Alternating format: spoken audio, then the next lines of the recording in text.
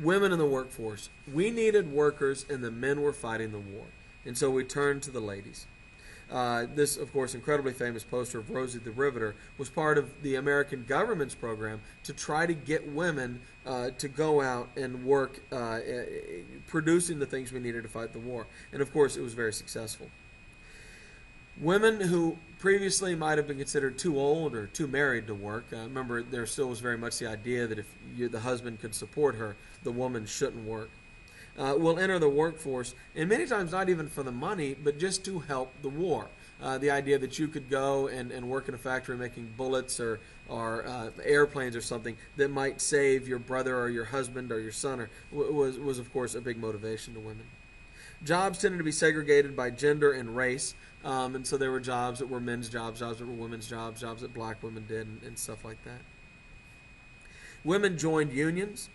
And it began to erode the prejudice against working moms. I'll talk more about that in a minute. But there had been this idea that you should stay home and raise your kids if you have children. But of course, desperate times call for desperate measures. And women went into the workplace even if they had young children at home.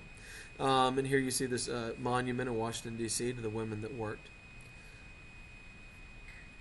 This is, I think, a great American story that comes out of this period. If you don't recognize this woman, let me tell you her story. She's 15 years old, I believe, when she goes to support her family. Her father had run off, and her family was fairly poor, and so she gets one of these jobs in these factories. And a life photographer comes around to take a picture, just do a story on women in the workforce. And he decides that she's incredibly beautiful, and he takes a series of pictures of her. His editor is not interested in these pictures, but years after the war, somebody comes across these pictures and decides she's very pretty and tracks her down, and she becomes an actress. They decide there's too many brunettes in Hollywood, and so they dye her hair blonde. Her name was Norma Jean Mailer, but they decide that's not sexy enough, and they change her name to Marilyn Monroe. And this is really a kind of a great American story of the day. This little girl goes to work in a factory, gets discovered, and becomes probably the most recognizable woman in the world in the late 1950s and early 1960s. But she's also in many ways a symbol of the materialism and kind of the shallowness of post-war America. She is, of course, legendary for her great beauty, and at least on screen playing women of little substance. She's kind of the prototypical ditzy blonde. I'm not making any comment about her off screen, but that was definitely the caricature of her that she portrayed on screen. Of course, she also tragically becomes an exemplar of the tragedies of the 1960s when she overdoses on sleeping pills and dies in 1963. But Marilyn Monroe, in many ways, is an appropriate icon, representing so many of the great forces and kind of underlying currents of her time. But anyway, she is discovered by a life photographer working in one of these factories. Most women who worked for the government. Women could join the WACs and the WAVES. These were auxiliary corps who served in support of the men. Mostly this meant they did clerical work. Why have an able-bodied young man typing up reports or something when you could have a woman do that and the man could go out there in the field and fight? And so women, and you see, they get uniforms, they get rank, they get paid actually pretty well if you translate those into modern dollars. But women played a major role in these support capacities. Unfortunately, though, there was no real child care industry. And of course, these women frequently had kids.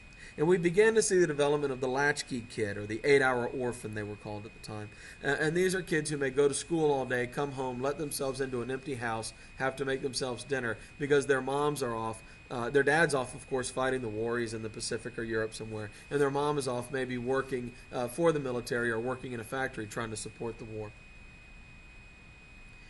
Oftentimes, moms would go to their jobs and just leave the kids in the parking lot.